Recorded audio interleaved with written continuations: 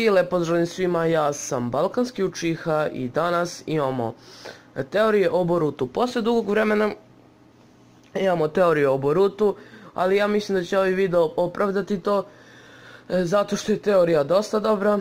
I da, teorija je o tome da li Shikadai posjeduje magnetni stil, odnosno da li može da probudi magnetni stil. Ovaj video je u saradnji sa Balkan Webom, jer mi je lik dosta pomogao oko ove teorije. Link njegovog kanala ćete imati u opisu, tako da obavezno ga posjetite. Ima stvarno dobre videe i vrlo su profesionalni, tako da obavezno ga posjetite. Inače, on će reći pola stvari i ja ću reći pola stvari, tako da, eto, hajde da krenemo.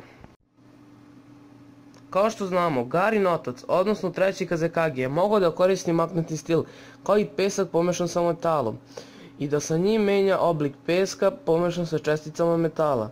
Također znamo da je Gaara u Shinobi ratu mogao da koristi magnetni stil i također pesak pomešan sa česticama metala. Pošto su Temari i Kankuro njegovi brat i sestra, možda su i oni imali predispozicije da probude magnetni stil.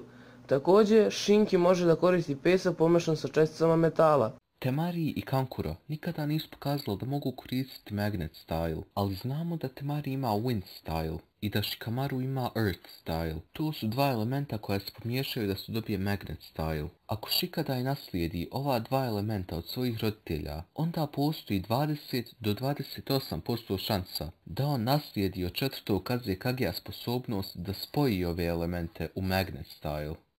I eto, nadam se da vam se video svideo.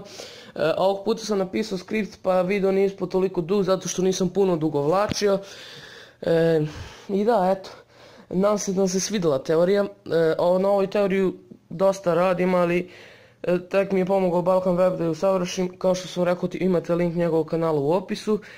I da, eto, do sljedećeg videa, pozdrav vas, Balkanski Učiha.